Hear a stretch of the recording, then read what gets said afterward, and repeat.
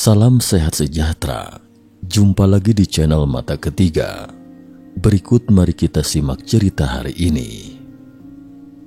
Ada seorang tokoh yang muncul dan menghilang secara tiba-tiba di dalam Alkitab.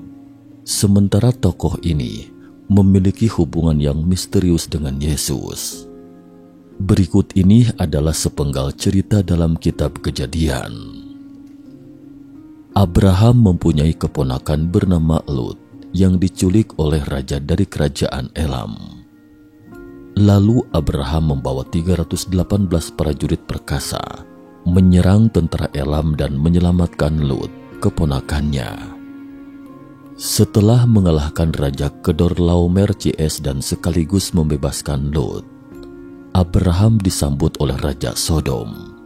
Namun demikian, meskipun disebutkan Raja Sodom adalah yang terlebih dahulu menyambutnya, Abraham justru memilih untuk menemui Melkisedek terlebih dahulu. Padahal Melkisedek datang setelah Raja Sodom. Peristiwa tersebut tentu menunjukkan bahwa bagi Abraham, Melkisedek jauh lebih penting dibandingkan dengan Raja Sodom. Abraham lebih memprioritaskan Melkisedek dibandingkan dengan Raja Sodom. Meskipun Raja Sodom datang dengan memberikan tawaran harta kekayaan hasil perang, Melkisedek datang menyongsong Abraham hanya dengan membawa roti dan anggur. Berbeda dengan Raja Sodom yang datang dengan tawaran harta benda. Namun ternyata justru Abraham lebih memilih menemui Melkisedek. Sementara Abraham mempersembahkan persepuluhan kepada Melkisedek, yakni 1/10 dari seluruh barang rampasan perang terbaik yang dia dapatkan. Dengan tindakan ini, Abraham menunjukkan bahwa ia mengakui Melkisedek sebagai imam dengan kedudukan rohani yang lebih tinggi darinya. Siapakah Melkisedek itu? Melkisedek disebutkan sebagai Raja Salem dan seorang imam Tuhan yang maha tinggi. Mengenai identifikasi Salem sendiri masih menjadi misteri. Ada yang mengaitkan dengan Yerusalem, ada juga yang mengaitkan dengan Salom. Misteri tersebut semakin menambah misteri asal-usulnya yang tiba-tiba saja muncul menjumpai Abraham. Imam misterius. Karena para imam yang muncul kemudian dalam kitab ini semuanya adalah para imam Yahudi, metode pengangkatan pendeta dan raja Yahudi ditentukan oleh Yahweh, Tuhan tertinggi yang diyakini oleh orang Yahudi. Mengutip Wikipedia, Yahweh nama alternatif, Yahweh, Yahowa, Yehova atau Jehovah adalah sebuah alih aksara tradisional dari kata dalam bahasa Ibrani. Salah satu pengucapan tetragrammaton yang merupakan nama sebenarnya dari Tuhan Israel dalam Alkitab Ibrani. Sekitar tahun 1900 sebelum Masehi, ada seorang yang bernama Yakub yang merupakan leluhur bangsa Israel. Nama Yakub kemudian diganti menjadi Israel. Israel memiliki 12 orang anak: Ruben, Simeon, Lewi, Yehuda, Zebulon, Isakar, Dan, Gad, Asyer, Naftali, Yusuf dan Benjamin. Keturunan merekalah yang disebut dengan ke-12 suku Israel. Ke-12 suku ini disebut sebagai anak-anak Israel. Setelah mereka menduduki tanah Kanaan, suku Lewi tidak mendapatkan daerah warisan karena mereka adalah suku spesial, yaitu suku para imam. Suku Yusuf maka dibagi menjadi 2 menurut anak-anak Yusuf, yaitu Manasye dan Efraim, karena Yusuf mendapatkan berkat ganda dari ayahnya, Israel. Demikianlah tanah Kanaan dibagi menjadi 12 bagian oleh orang Israel. Ke-12 suku Israel mencapai puncak kejayaannya pada pemerintahan Raja Salomo pada abad ke-10 sebelum Masehi. Namun setelah kematian Salomo, kerajaan Israel terpecah menjadi 2, menjadi kerajaan Israel Utara yang disebut Kerajaan Israel dengan 10 suku dan Kerajaan Israel Selatan yang disebut Kerajaan Yehuda hanya dengan suku Yehuda dan suku Benyamin. Kerajaan Israel beribu kota di Samaria, dan kerajaan Yehuda, Yudea, beribu kota di Yerusalem. Kata Yahudi dipakai untuk menyebut keturunan dari kerajaan selatan ini, yang akhirnya membentuk negara Israel modern. Dengan demikian merujuk pada orang Israel modern. 10 suku utara Israel yang hilang berasal dari kerajaan utara, sementara suku Yehuda dan Benyamin bergabung dengan kerajaan selatan. Pada abad ke-8 sebelum Masehi, kerajaan utara ditaklukkan oleh bangsa Assyria dari Kekaisaran Assyria, dan ke-10 suku Israel tersebut ditawan dan dipaksa untuk pergi ke negeri Assyria. Mereka tidak pernah kembali lagi dan tidak ada catatan tentang mereka lagi. Merekalah yang disebut dengan 10 suku utara Israel yang hilang. Mengenai suku Simeon yang tidak banyak disebutkan dan dipercaya telah tercerai-berai sejak kematian Yakub, beberapa sumber menggabungkan suku ini dengan ke-10 suku yang hilang dari utara. Namun beberapa lainnya menggabungkannya dengan kerajaan selatan, dan posisinya dalam ke-10 suku digantikan oleh Manase Barat dan Manase Timur. Suku Manase yang besar memiliki 2 bagian tanah, satu di tepi barat sungai Yordan dan satu di sebelah timurnya. Menurut kitab suci Yahudi dan Kristen, Yakub mempunyai 12 anak laki-laki dan 1 anak perempuan yang tercatat, Dina, dari 2 istri dan 2 gundik. Ke-12 anak laki-laki ini kelak menjadi bapak leluhur dari 12 suku Israel.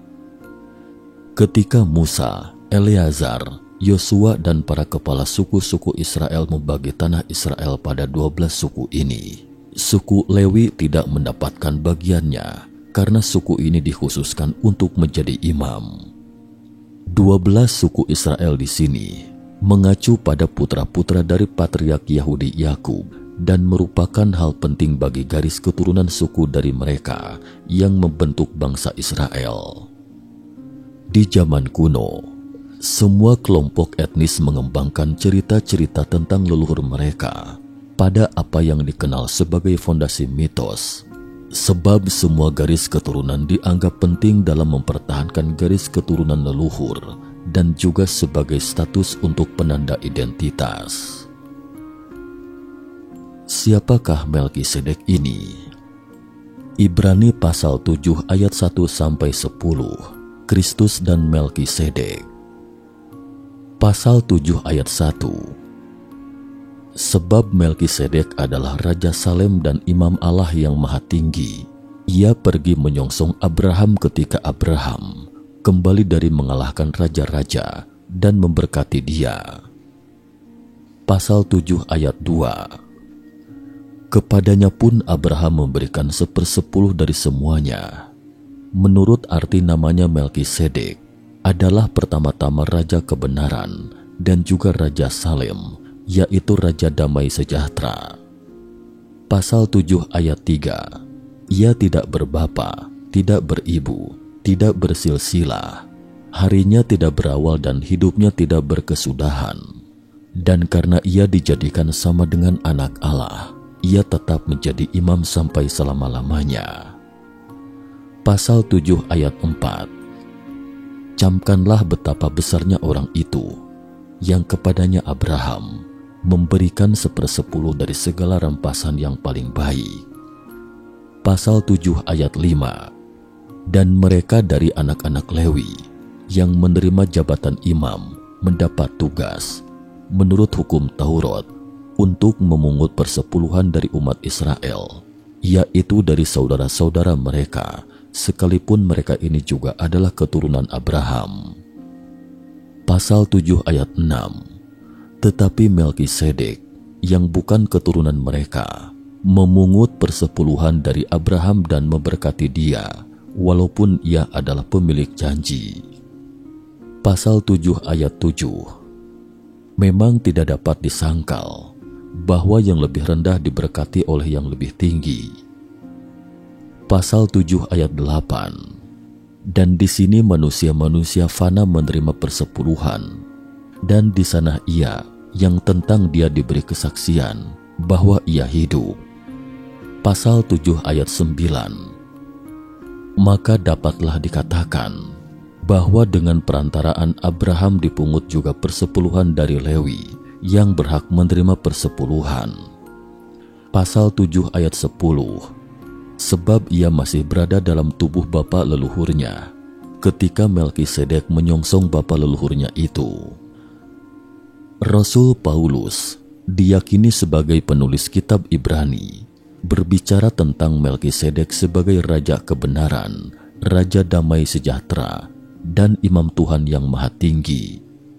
Pertama, karena Melkisedek adalah raja Salem dan imam Tuhan yang maha tinggi, ia pergi menyongsong Abraham ketika Abraham kembali dari mengalahkan raja-raja dan memberkati dia.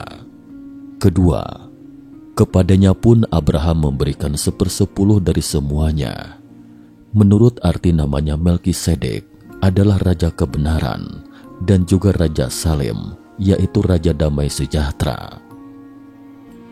Selama bertahun-tahun, ada banyak dugaan tentang Melkisedek dan siapa dia. Ada pandangan-pandangan yang berbeda tentang siapa Melkisedek itu. Pasal 7 kitab Ibrani adalah titik fokus dalam kitab suci mengenai Melkisedek, seorang malaikat.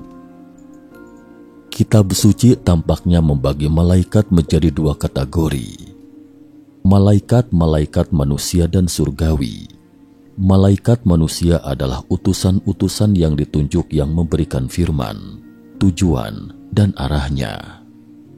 Beberapa contoh adalah malaikat-malaikat ketujuh jemaat di Asia yang disebutkan dalam Wahyu. Malaikat-malaikat manusia itu mungkin berupa uskup-uskup dan para penilik jemaat. Raja Daud 4 kali disebut sebagai keberadaan seperti malaikat Tuhan. Ada kemungkinan bahwa Melkisedek yang bertemu Abraham bisa jadi adalah seorang malaikat manusia yang adalah seorang pribadi dengan karakter dan hadirat Tuhan yang sedemikian sehingga ia berdiri tegak sebagai utusan khusus yang digunakan Tuhan. Namun tidaklah mungkin bahwa Melkisedek adalah seorang malaikat orde surgawi yang juga disebut roh-roh yang melayani dan nyala-nyala api. Dalam kitab Ibrani, imamat Melkisedek itu dibandingkan dengan imamat Lewi. Melkisedek tidak dibuat sebagai anak Tuhan, tapi seperti anak Tuhan. Kata seperti itu berasal dari kata Yunani apomoio yang berarti menghasilkan suatu faksimili. Oleh karena itu, dapat dikatakan bahwa Melkisedek bukanlah suatu teofanik Kristus, karena Melkisedek itu seperti anak Tuhan. Di antara gulungan laut mati yang ditemukan pada tahun 1940-an, terdapat gulungan yang disebut gulungan Melkisedek 11Q13 disalin sekitar abad pertama sebelum Masehi, hampir 100 tahun lebih awal dari zaman Rasul Paulus. Jadi Melkisedek memang ada dalam dokumen kuno. Karakter ini tidak dibuat-buat setelahnya. Gulungan itu menyebutkan Melkisedek sebagai pemimpin para malaikat Tuhan dalam peperangan melawan para malaikat kegelapan. Lalu mengapa Melkisedek muncul di hadapan Abraham dalam wujud manusia? Apa hubungan antara Melkisedek dan Yesus di kemudian hari? Berhubung ceritanya lumayan panjang dan masing-masing dari karakternya yang sangat kompleks, jadi kita akan membahasnya di lain kesempatan. Sekian dan terima kasih atas perhatiannya.